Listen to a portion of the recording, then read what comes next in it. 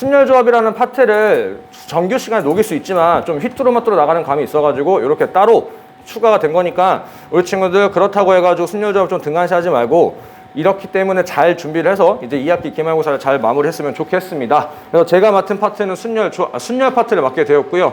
아시는 친구도 있겠지만 저는 조진원이라고 합니다.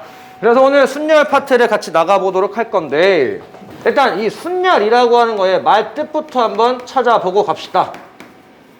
순열. 그냥 하면 좀 재미가 없잖아. 원래 나는 이제 이벤트를 살짝 좋아하거든. 저거 줄임말이야, 줄임말. 자, 뭐의 줄임말일까? 맞춘 사람 제가 이따가 기프트콘 하나 쏩니다. 뭔데? 오케이. 좀 아쉽긴 하지만 뭐 틀린 말 아니지. 순서 있게 나열하겠다는 뜻이야. 순서 있게. 자, 어떤 거냐면은 서로 다른 n개가 있는데 어이씨 이게 진짜 왜 이래. 서로 다른 n개가 있는데 거기서 r개를 뽑아서 나열한다 라는 뜻이 순열이고 이것에 의하여서 공식이 하나 존재하는데 NPR이라고 쓴다 라는 거. 오케이? 그래서 NPR이라고 하는 연산법에 저렇게 나와 있는데 저게 뭔 소리인지 하나가 잘 이해가 안 돼. 그래서 잠깐 NPR이라고 하는 것을 우리가 예를 들어가면서 설명을 한번 해보도록 할게요. 자, OP3이라고 하는 것이 있어. OP3이라고 하는 것은 뭐냐면은 5부터 시작해서 숫자를 하나씩 줄여갈 거야. 줄여갈 건데 어떻게? 3개를 쓰겠다는 얘기야. 5 곱하기 4 곱하기 3 해가지고 네가 얼마? 아 60이다 라고 하는 연산법이야. 별거 없죠? 별거 없지. 자, 그러면 이것도 한번 해볼까? 6P2라고 하는 것은 6부터 시작해서 2개를 깔아가지고 30이라고 계산하면 된다고. 별거 없네. 자, 그럼 요거 한번 해볼까? 4P3이야. 4, 3, 2 이렇게 되는 거니까 24가 된다고. 24. 자, 4P4라는 연산을 한번 해봅시다. 4P4라는 얘기는 4에서부터 출발해가지고 4개를 까는 거기 때문에 4, 3, 2, 1 해서 24가 나오는데 원래 좀 뭔가 특이점 보이나요? 1은 쓰나만 하기 때문에 사실 뭐 4P3, 4P4는 같다. 5P4, 5P5는 같다. 뭐 그 정도의 그냥 성질들이 좀 있다는 얘기야. 근데 별거 없고. 자, 근데 여기서 조금 이상한 게 뭐냐면 저기 보면 느낌표라고 하는 게 있지. 이제 뭐 옛날에 문제적 남자에서 요 오펙이라고 하는 것을 이제 문과와 이과 차이라고 해가지고 너를 오펙으로 읽고 오 느낌표 막 이렇게 있는 게 문과라고 하는데 저 느낌표라고 하는 것은 연산법입니다. 어떤 연산이냐면 5부터 시작해가지고 5를 깐다라고 한다면은 그럼 이것은 너무나 자명한 사실로 5에서부터 출발해가지고 5개를 다 까는 상황이 되는 거지. 맞아요? 그리고 6P6이라고 하는 것도 너도 6부터 시작해가지고 1까지 다 까는 거란 말이야. 오케이? 그러니까 이것은 몇 개가 까는 게 중요한 게 아니라 어차피 끝점 우리가 명확하게 알고 있으니까 여기 지우지 말고 6P6 이러한 연산법을 귀찮게 나열해서 쓰지 말고 뭐야? 아, 5팩이라고 우리가 부르자라고 하는 거야. 별거 없죠? 오케이? 그래서 얘는 뭐야? 6팩이란 얘기가 되겠지. 자, 그러면 귀찮지만 12팩의 의미를 한번 따져볼까? 12팩이라고 하는 것은 뭐야? 아, 12에서부터 하나씩 나열해가지고 어디까지 나열하겠다는 얘기야? 1까지 나열해서 다 곱해주겠다라는 얘기야. 오케이? 그리고 만약에 12팩이라고 하는 연산 나오게 되면 하는 거 아니야? 진짜 하는 거 아니야? 우린 기껏해야 6팩. 진짜 해봤자 7팩 정도까지밖에 계산을 하지 않아요. 그래서 이제 그 정도까지만 좀 보면 된다라고 하는 연산법이라고. 오케이? 자, 그 다음에 밑에는 성질들이 좀 있어요. 성질들이 있어가지고 너가 0팩이라고 하는 것은 1이야 라고 볼 거야. 라고. 그리고 또 뭐 나머지들은 뭐 순서대로 나열해서 하면 되는 거니까 이렇게 살펴보시고 자, 이 기호를 이제 그러면 우리가 팩토리얼까지 아니까 기호에 맞춰서 연산을 좀 하게 되면 어떻게 될 거냐면은 n이라고 하는 게 분자로 올라가고 분모라고 하는 것은 n-r 팩이야 라고 쓸 거야. 오케이? 콜. 자, 근데 이거 사실 외우는 것보다 어떻게 연산하는가 더 중요합니다. 왜냐하면 계속 연산 위주에 관련된 것들만 좀 나올 거니까. 여기까지 정리됐나? 여기까지 됐죠? 자! 안 쓸 거야. 의미가 없어. 예, 선생님마다 좀 차이가 있긴 하지만 저는 개인적으로 P라는 연산 자체를 쓰지 않아. 왜냐면은 결국 어쨌든지 간에 이거 쓴 다음에 이거 나열해서 쓰는 거거든. 인정? 근데 문제 풀어감에 있어서 이 경우수라고 하는 파트는 절대로 공식에서 의존해서 풀어가는 파트가 아니야. 경우수라는 파트 전체로 봤을 때 공식에 의존해서 푸는 문제는 푸는 계열은 딱 2개밖에 없어. 다음 시간에 해야 돼 우리 친구들 조합이라고 하는 것과 그리고 문과 친구들 확통을 하겠지 중복조합이라고 하는 것. 이 2가지는 무조건 공식에 의존해서 풀어야 돼. 왜? 우리가 왜 저렇게 연산되는지를 받아들이고 이해하는 데는 조금 난해하니까 그냥 얘는 뭐야? 의미를 받아들이고 공식에다 적용시켜서 문제를 푸는 게 훨씬 현명하다고. 근데 P 같은 경우는 공식에 의존하지 않더라도 상황만 이해할 수 있으면 충분히 해결이 가능하다고. 오케이? 그래서 지금부터 뭐 저와 수업을 하는 이 시간만큼은 P를 아마 볼 일은 없을 거야. 언제? 몇 번이냐? 27번 같은 단순 연산 문제가 아닌 이상. 오케이? 나는 이렇게 좀 나갈 테니까 우리 친구들 이제 정규로 돌아가게 되면은 이제 을령쌤 또는 형제쌤 또는 수종쌤한테 이제 가서 수업을 좀 드릴 텐데 그때 선생님이 맞춰서 내가 해주는 무기가 하나가 있고 그리고 담당 선생님이 해주시는 무기가 하나 있으니 그렇게 2개를 잘 가져가시면서 우리 친구들이 편한 걸로 해결해 주시면 좋을 것 같아. 오케이? 자, 그래서 순열이라고 하는 것은 이제 말뜻이 저는 중요하다고 봅니다. 서로 다른 N개에서 R개를 뽑아서 나열한다. 이 상황을 어떻게 설명할 거냐면 자, 그림이 이렇게 있다고. 근데 이 그림이 총 몇 개가 있냐면은 R개가 있단 얘기야. R개가. 여기서부터 이제 뭐 할 거냐면 내 손에 1부터 N까지라고 하는 그러한 구슬들이 이렇게 있는 상황이야. 그 구슬들을 여기다가 배치를 시킬 거라고. Understand? 콜? 그러면 내가 맨 앞에다가 구슬을 넣을 수 있는 가능성의 가지수는 뭐야?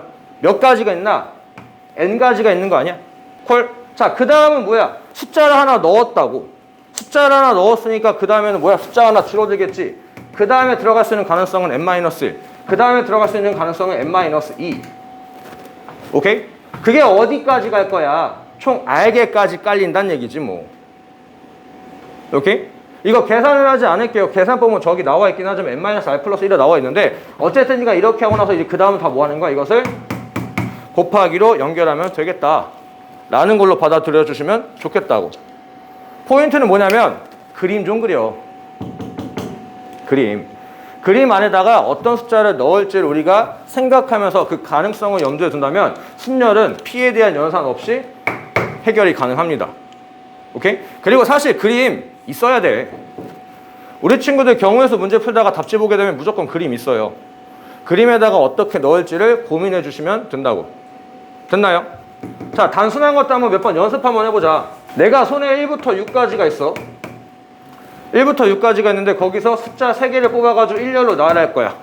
만들 수 있는 자연수의 가지수는 이런 거지. 얘를 6P3이라고 연산을 좀 해도 되지만 나는 이런 연산보다 상황을 좀 한번 이해를 해가면서 우리 친구들 문제를 풀어갔으면 좋겠는데 맨 앞에 들어갈 수 있는 숫자의 가능성은 몇 가지? 6가지. 오케이? 콜? 자, 팁 하나 드릴게요. 6을 썼다는 얘기는 여기에 들어가는 숫자가 아마 1 또는 2 또는 3 또는 4 또는 5 또는 6 이렇게 해서 6가지인데 이 6을 썼다는 얘기는 뭐냐면은 1이 들어가서 발생되는 경우 수랑 5가 발생돼서 만들 수 있는 경우 수가 정확히 똑같기 때문에 6을 쓰는 거란 말이지. 오케이? 이해됐나?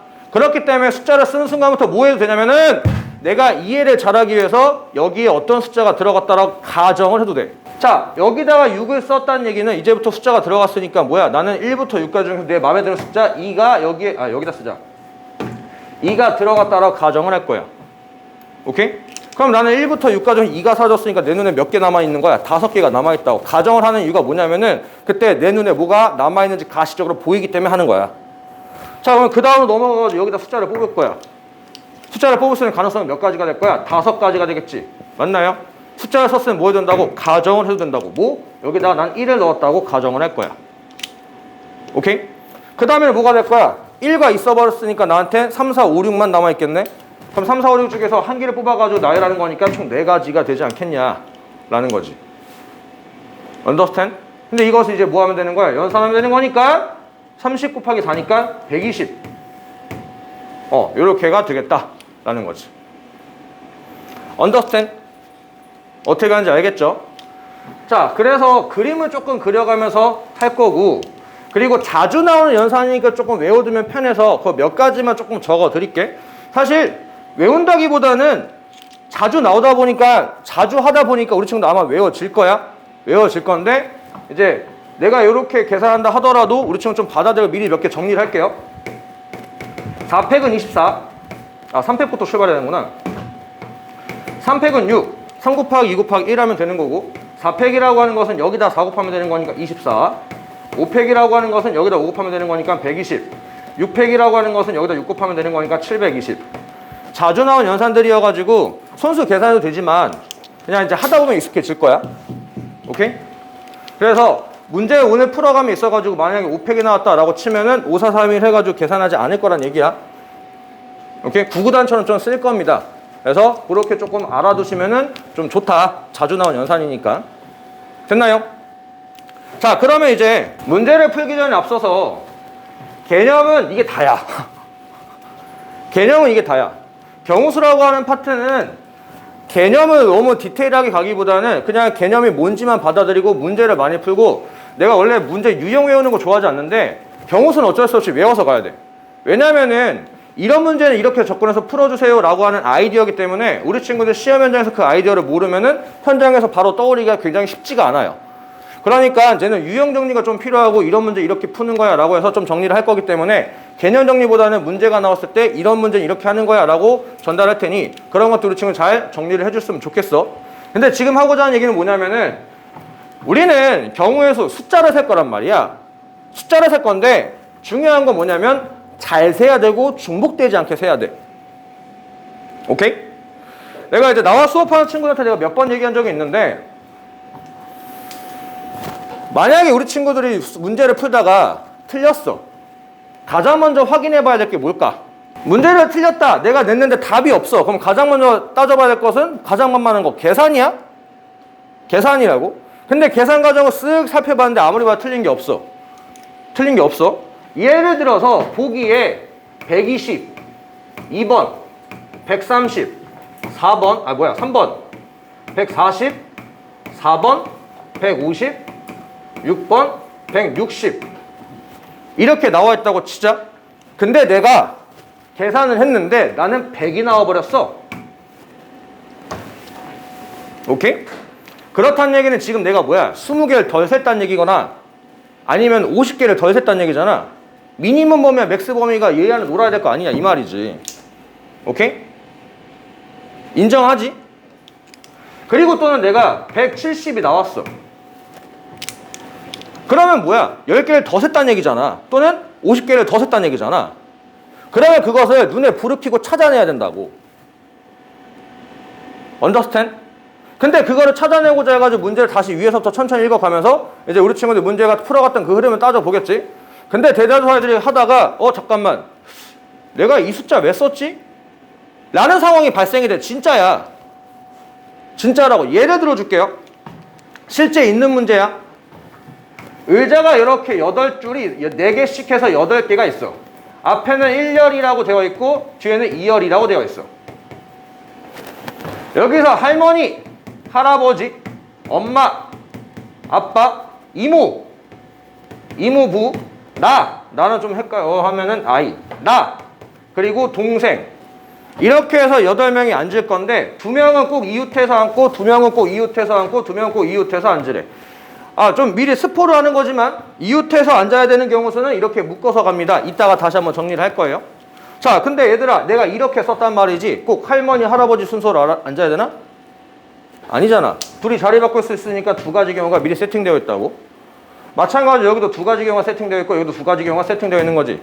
숫자를 쓰면 뭘 해도 된다? 정을 해도 된다. 지금부터 할아버지, 할머니 이렇게 앉았을 거라고 가정해서 갈 거야. 오케이? 근데 여기서 중요한 건 뭐야? 둘이 따로따로 앉는단 말이지. 오케이? 얘네들도 자리 바꿀 것을 고려해야 되는데, 자, 문제는 그러면 여기 4명이 앉아야 되는 거니까 한 세트와 따로 떨어서 앉는단 말이지. 맞아요?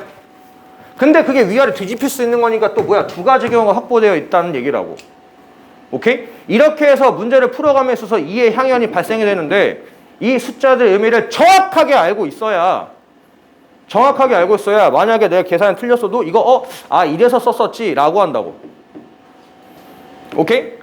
경우수를 잘 하려면 숫자를 그냥 쓰면 안 돼. 숫자에 대한 명확한 의미를 부여하고 정확하게 쓸 줄 알아야 된다는 얘기야.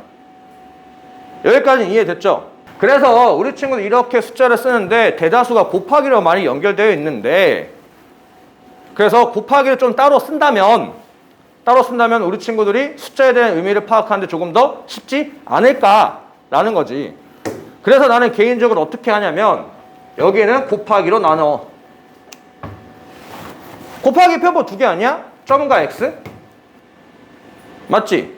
그러니까 우리 친구들이 스스로의 알고리즘 하나 만들어서 점과 곱하기를 혼용해서 한다면 그러면 숫자에 대한 의미를 놓치지 않고 잘 파악할 수 있지 않겠냐라는 거야. 나는 어쩔 때 점을 쓰냐면은 같은 얘기가 반복될 때 자리가 바꾸는 얘기들이니까 똑같은 얘기가 반복되는 거잖아. 그럴 때는 점으로 연결하고, 그리고 얘기가 전혀 달라졌을 때는 이렇게 곱하기로 연결을 좀 해요. 나처럼 하라는 게 아니야. 점과 곱하기를 좀 혼용해가지고 우리 친구들이 스스로의 알고리즘 만들어서 숫자에 대한 의미를 놓치지 말라고. 포인트는 이거라고. 알겠나요? 오케이? 그리고 이따가 조금 고난이도 문제를 제가 드렸던 프린터에 있을 건데 이거 내용도 하나 좀 정리를 하자. 지금 내가 하는 개념 내용이 아니야. 문제를 풀어간 팁을 전달하는 거야. 팁. 여집합의 위대함. 이거 뒤에 보다 보면 적어도 라고 해가지고 적어도 라는 멘트가 나오면 여집합을 풀어야 된다라고 하는데 제발 그러지 좀 마. 진짜 답답해 뒤질 것 같아. 목이 그냥 탁탁탁 타가지고 그냥 막 그냥 속이 막 부글부글 끓어. 그러지 마. 제발 그러지 마.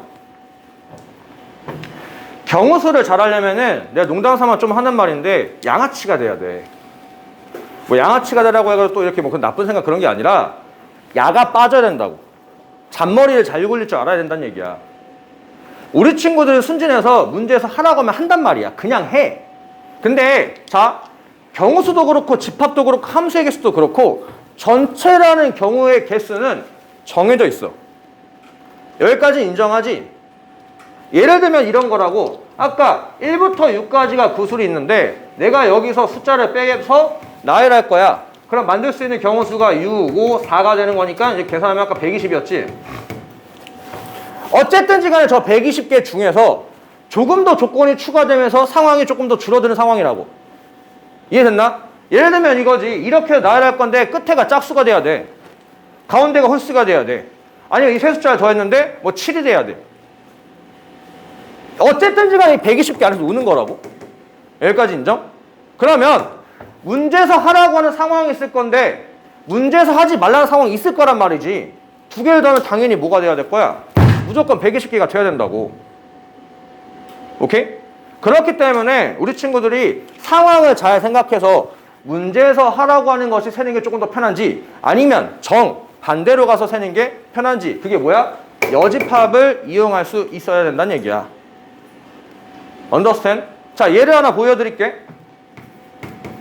A 합집합 B의 경우수를 세라고 한다면 여집합이라고 하는 것을 이용해서 어떻게 한다는 얘기야? 전체의 경우수에서 뭘 뺀다? 요 자식의 요 자식의 여집합 드모르간을 이용해서 이것을 빼주세요 라고 하는 걸로 해석을 할 수 있다고.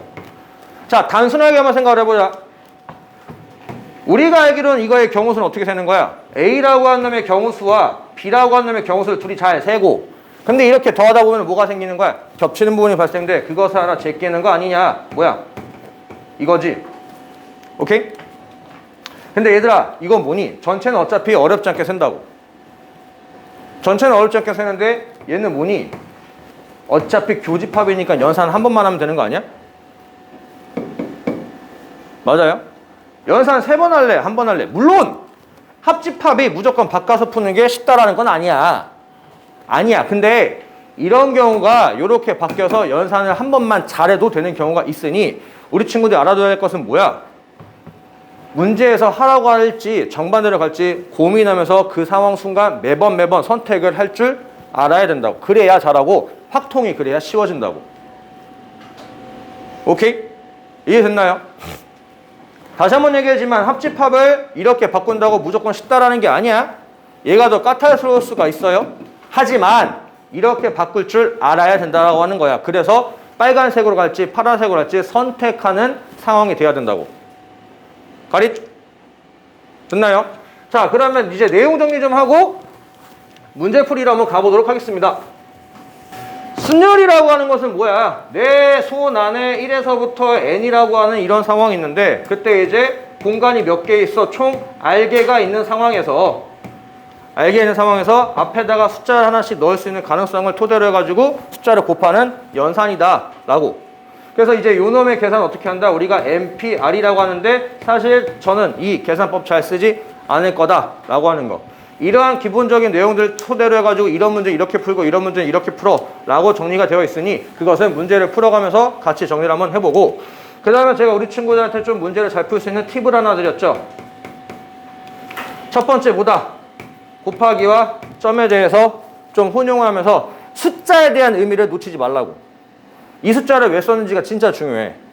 자, 그 다음에 뭐야? 이 여집합이라고 하는 것을 잘 이용해가지고 우리 친구는 살짝 양아치, 야가 빠져가지고 재치있게 문제에서 요구한 대로 갈지 아니면 정반대로 갈지를 선택할 수 있어야 된다라는 거.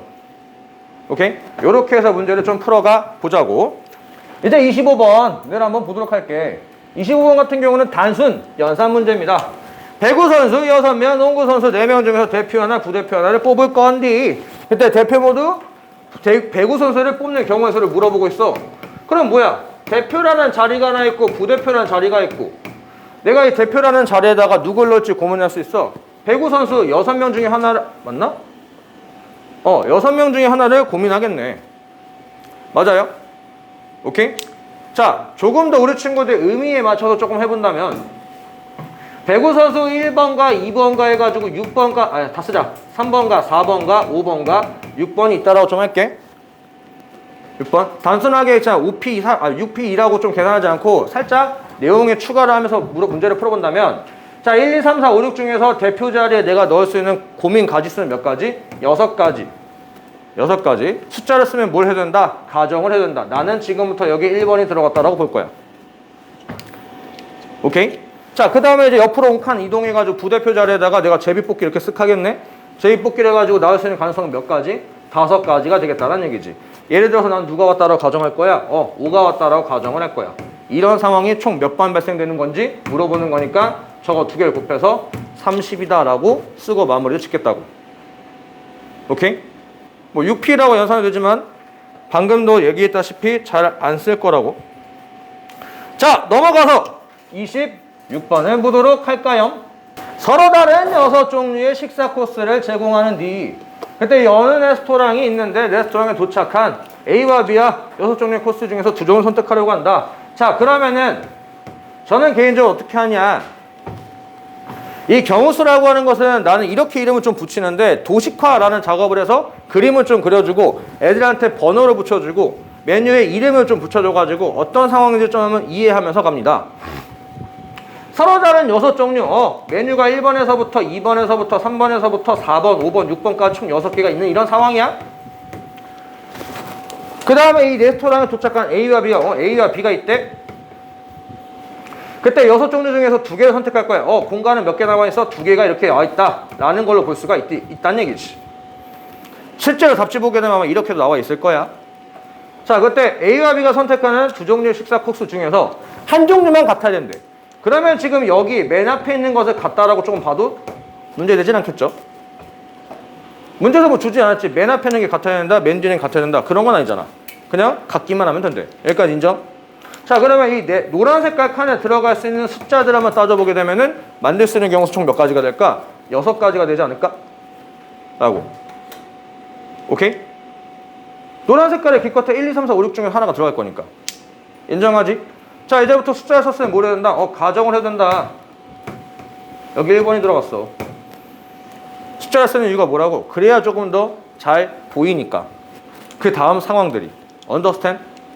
자, 그 다음부터 이제 뭐야? 여기 밑에 있는 칸을 채울 거고 밑에 있는 칸을 채울 건데 빨간색이라고 하는 건가 파란색이라고 하는 것은 같으면 된다? 절대 안 돼. 인정? 왜? 아니, 한 개만 같으라고 했으니까. 자, 그러면 이제 여기는 이제부터 우리가 넣을 수 있는 가능성을 고민할 건데 몇 가지가 되나? 나머지 하나, 둘, 셋, 넷, 5개가 눈에 보이지 않아? 5개가 파란색에 들어가, 빨간색에 들어가겠고. 그 다음에 빨간색을 했으니, 숫자를 썼으니까 뭐 해야 된다? 가정을 해도 된다. 여기 3번 나올 거야. 라고. 자, 그러면 옆으로 가가지고 파란 색깔을 넣을 수 있는 가능성은 몇 가지가 될 거야? 4가지가 될 거야. 라고. 오케이? 요런 얘기야. 곱하기와 점에 대해서 따로따로 쓴다는 게. 얘기가 달라졌을 때. 같은 내용이 반복되어 있을 때. 오케이? 다시 한번 얘기하지만 저처럼 말하는 게 아니라 혼용해가면서 쓰면서 스스로의 숫자의 의미를 놓치지 말라고. 그래서 저는 이렇게 연산을 할 겁니다. 답은 그래서 120이라고 마무리를 지어볼 수 있겠다. 됐나요? 좋아! 자, 그 다음에 27번 단순 연산. 단순 연산. 8P6이라고 하는 연산은 우리는 사실 어떻게 하냐면은 8에서부터 시작해가지고 6개를 깐단 말이야. 맞아요? 이렇게 해서 연산을 한다고. 모처럼 연산을 잘 하지 않아. 요것처럼 연산을 하지 않아. 요것처럼 연산을 하지 않는다고? 근데 지금처럼 어떻게 나와 있어? 8PR이라고 해서 이러한 문자로 나와 있다면 알게를 우리가 여기서 표현하기가 조금 불편하다고. 불편하니까 연산을 위해서 저 밑에 있는 NPR이라고 하는 게 N-알파분의 N팩이다 라고 하는 거 정도는 외워두시면 좋을 거야. 계산 문제를 위하여서. 그리고 저 공식은 언제 까먹으면 돼? 2학기 기말고사 끝나면 쌩 까도 괜찮아. 왜? 그때부터는 계산 문제는 안 나오거든. 자, 그래서 이제 나는 얘를 뭐 할 거야? 이러한 연산법을 하지 않고 팩토리얼의 의미로 계산을 한번 해본다면 분자는 8팩이 될 거고 분모는 8-R 팩토리얼이야 라고 이렇게 쓸 수가 있다고. 근데 이 숫자가 지금 뭐야? 작거나 같대. 누구보다 6 곱해서 8P-2 R-2. 그래서 분자는 8팩이 되는 거고 이제 분모는 뭐가 될 거야? 8이라고 한 놈에서 N-2를 빼는 거니까 8-2 플러스 2 팩토리얼이야 라고 해서 약분까지는 좀 이렇게 시킬 거라고. 분수 꼴배기 싫어가지고 양변에다 곱할 건데 이거 양변에 함부로 곱하면 되나 안 되나? 왜 안 돼? 우연히? 이거 양변에다 막 곱할 거면 곱하면 되나 안 되나? 왜 안 돼, 윤아? 그치. 이런 거 잘 봐야 돼. 부등식에서는 함부로 하면 안 된다고. 근데 우리가 하는 파트는 경수지. 닥치고 양수야. 무조건 양수라고. 근데 이러한 문자 있을 때 좀 조심 좀 하라고. 조심 좀. 자꾸 익숙함에 속아가지고 그냥 자꾸 연산하지 말고. 그러다 언제 털릴 거야? 확통이 아닌 상황에서 털릴 수가 있겠지. 자, 그래서 지금 같은 경우는 경수니까 무조건 양수니까 양면 싹 다 곱하게 된다면 8-R 플러스 2 팩토리얼이라고 하는 게 네가 지금 6 곱하기 8-R 팩토리얼이라고 볼 수가 있다고. 자, 근데 여기를 연산을 조금 다르게 한번 해본다면 8-R에서 플러스 2라는 얘기는 하나가 늘었고 또 하나가 늘었다는 얘기지. 그럼 너는 이렇게 쓸 수 있다는 얘기야. 8-R 플러스 1 곱하기 8-R 곱하기 8-R 플러스 2 곱하기 8-R 팩토리얼이라고 쓸 수가 있는 거 아니냐 이 말이지. 왜? 팩토리얼의 의미는 뭐야? 숫자 하나씩 줄어들어 들어가는 것도 있지만 1부터 시작해서 숫자 하나씩 계속 커지는 거다 라고 봐도 되는 거잖아. 어디까지? 8-R 플러스 2까지. 인정? 그럼 1부터 점점 커져가는 거니까 여기가 나올 거고 그 다음에 플러스 1이 나올 거고 그 다음에 플러스 2가 나오는 거 아니냐 이 말이지. 인정? 그러면 이제 뭐가 될 거야? 여기 약분 툭 될 거야. 그러니까 이제 연산하게 되면 곱하기니까 나는 변수가 양수를 좋아하니까 마이너스 9 R 마이너스 10이라고 하는 게 네가 지금 작거나 같아? 6보다 라고 하는 거지 뭐.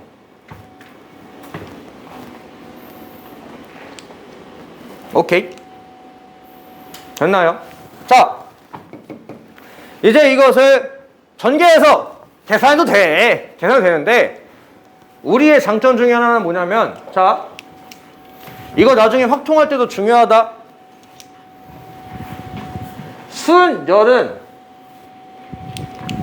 자연수의 개수를 물어보는 거란 말이지. 우리가 지금 하는 것들은 뭐야? 자연수들의 곱하기 더하기 연산이야. 그러니까 당연히 뭐가 나올 거야? 자연수가 나올 거야. 적당한 숫자 떼놓고 계산하는 게 훨씬 더 편할 거란 얘기야. 오케이? 나중에 조합에서 이런 계산 문제가 나올 건데 적당한 숫자 때려넣는 게 훨씬 편해요. 자, 포인트는 이거지. 두 개가, 이 두 숫자가 하나 차이 나는데 곱했을 때 6이야. 만만한 게 얼마냐? 2, 3 아니야? 맞지? 2, 3.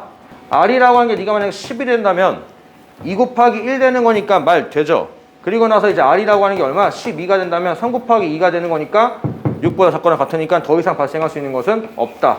계속해서 2개. 오케이? 전개해서 2차 부등식을 풀어도 돼. 풀어도 되는데 숫자가 크니까 귀찮으니까 어차피 R이라고 하는 것을 우리가 자연수라고 하니까 적당한 숫자 떼놓고 계산하는 게 훨씬 낫다고. 이따가 한 번 더 나올 거예요. 숫자로 예상하는 거. 자, 그리고 29번. 야, 번호에서부터 압박이 주네. 2019년도에 시행된 4월달 고3 28번이라는 얘기는 킬러 문제 전전 중킬러 문제지. 좀 난이도가 살짝 좀 있는데 예제가 5개씩 해가지고 그리고 뒤에도 5개가 이렇게 있는데 여기를 A열이야 라고 했고 여기를 B열이야 라고 했는데 저기 A열에는 누구만 앉을 거냐면은 할머니와 할아버지만 앉을 거래. 할머니와 할아버지가 앉을 건데 꼭 두 분이 손 꼭 붙잡고 옆에 앉으셔야 된대. 여기까지 이해됐죠? 자, 그리고 이제 여기에다가 이제 엄마, 아빠, 그리고 아이 이렇게 해서 앉을 건데 문제에서 이런 멘트가 좀 적혀있죠. 여기 화면이 나왔으면 좋겠는데 아이는 아버지 또는 어머니와 이웃해야 되고 아이의 바로 앞에 있는 좌석은 비어 있도록 찾아야 된대. 야, 씨. 어떡하지? 내가 경우수를 하다가 또 답답한 것 중에 하나가 뭐냐면은 우리 친구들이 이런 문제가 나왔을 때 이쁘장하게 적당한 숫자들 이쁘장하게 곱해가지고 답을 내려고 해. 아니야. 상황이 복잡해가지고 그 상황을 우리가 생각하기 예단하기가 쉽지가 않다는 거야. 오케이? 그러면 어떻게 하면 될까? 상황을 내가 직접 세보는 것도 나쁘지 않아. 경우수에서 세는 건 쪽팔린 게 아니야. 정말 기특한 거야. 셀 줄 알아야 된다고. 왜? 그 세는 작업을 토대로 해서 뭘 할 수 있어? 케이스를 나눠서 분류라는 작업을 할 수 있고 그 분류에 맞게끔 해가지고 숫자를 세게 되면 조금 더 디테일하게 셀 수가 있다고. 중복되지 않고 빠지지 않게. 오케이? 여기까지 이해됨? 자, 그러면은 지금부터 나는 뭐 할 거야? 셀 거야. 직접 셀 거란 얘기야. 그러면은 여기서 조금 중요한 놈이 하나 있는데 할머니, 할아버지, 엄마, 아빠, 애 중에서 누가 중요할까? 아이가 중요할 거야. 왜냐면은 아이 앞에는 비어 있어야 되고 그리고 누구 옆에는 좀 있어야 되고 근데 할머니, 할아버지 같은 경우는 그냥 이웃하면 되는 거니까 얘가 조금 더 고민해야 될 게 많은 거 아니냐 이 말이지 내 말은. 맞아요? 그럼 지금부터 뭐 할 거야? 아이를 기준 삼아가지고 셀 거야. 어떻게 셀 거야? 얘들아 생각을 한번 해보자. 아이가 기껏해서 갈 수 있는 경우수는 몇 가지야? 5개밖에 없어.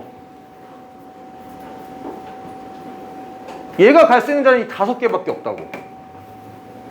뭐 할 거야? 5자리에 다 앉혀서 하나하나 직접 다 셀 거야.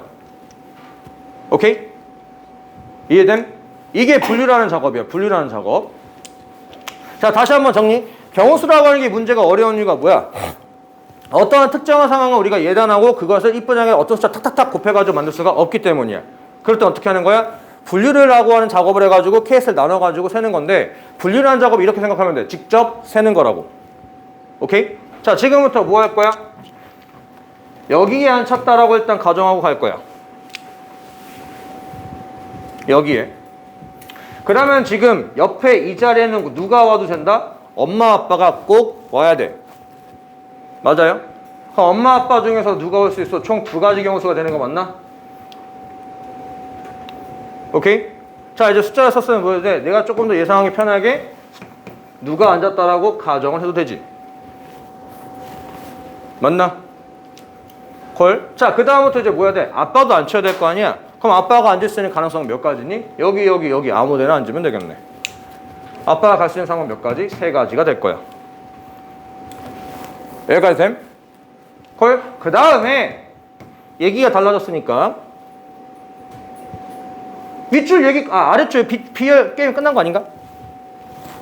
맞지? 그럼 이제 누구를 앉혀야 돼? 할머니, 할아버지. 자, 할머니, 할아버지를 앉힐 거란 얘기야. 그럼 지금부터 뭐 할 거야?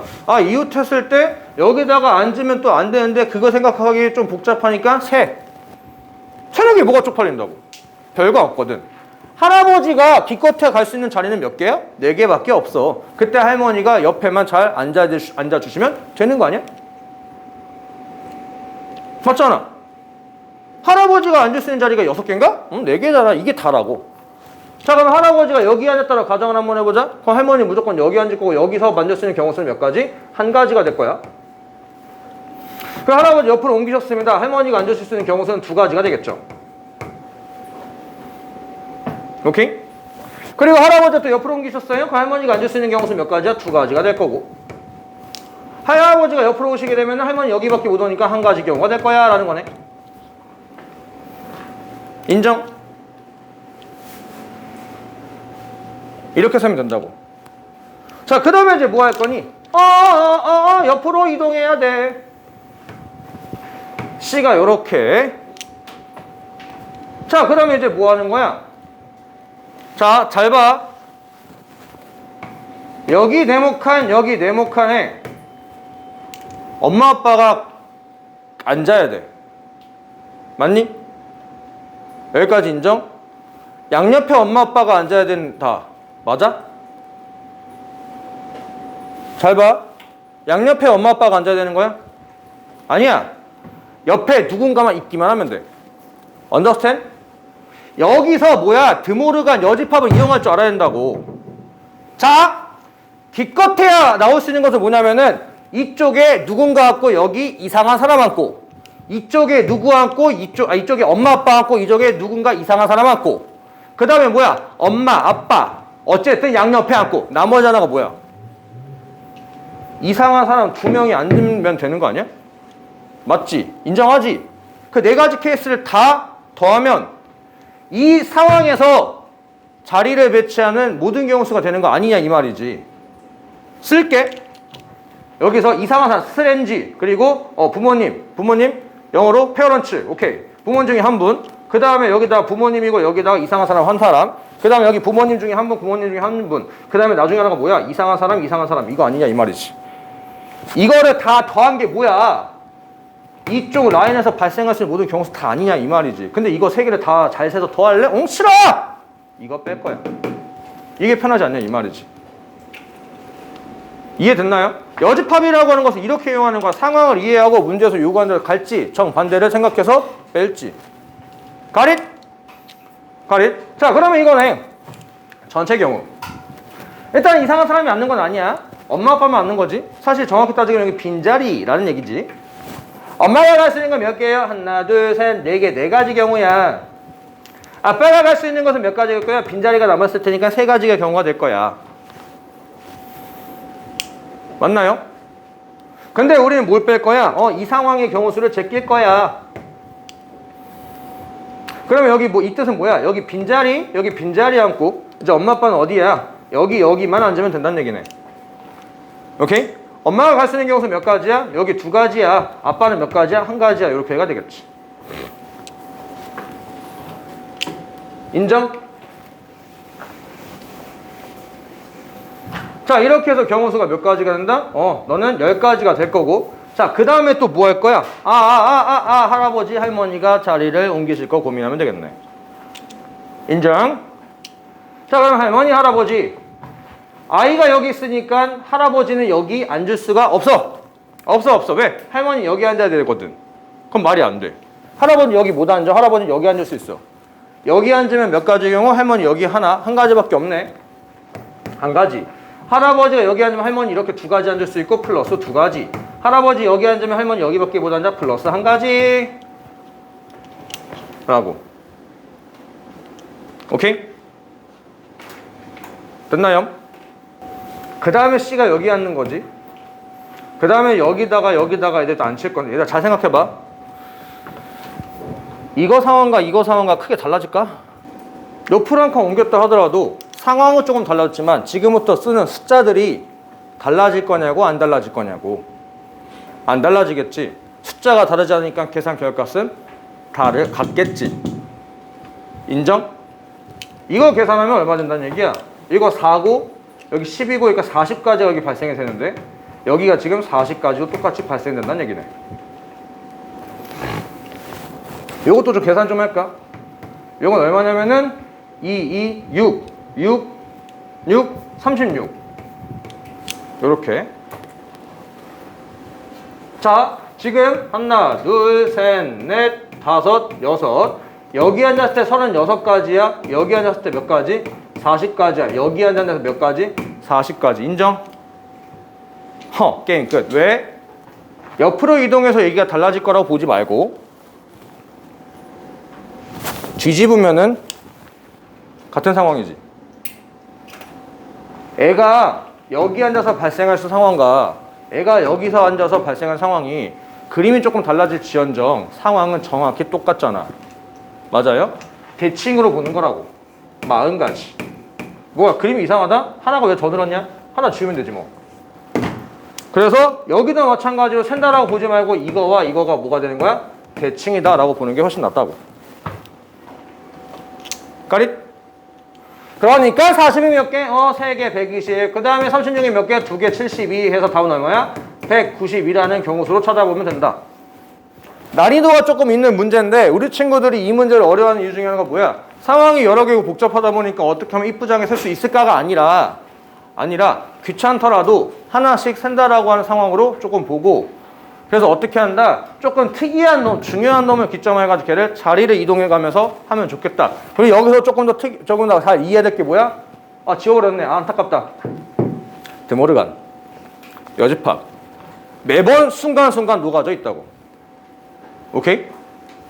그렇게 해서 문제를 풀어가면 조금 더 수월하게 할 수가 있고, 그 다음에 뭐야? 자리 이동함이 있어가지고 조금 대칭 상황을 판단을 해주시면 좋겠다. 가릿? 앞으로 우리 친구들이 더 승승장구해서 좋은 결과값을 이뤄주셨으면 좋겠습니다. 오늘 하루 고생 많으셨습니다. 안녕!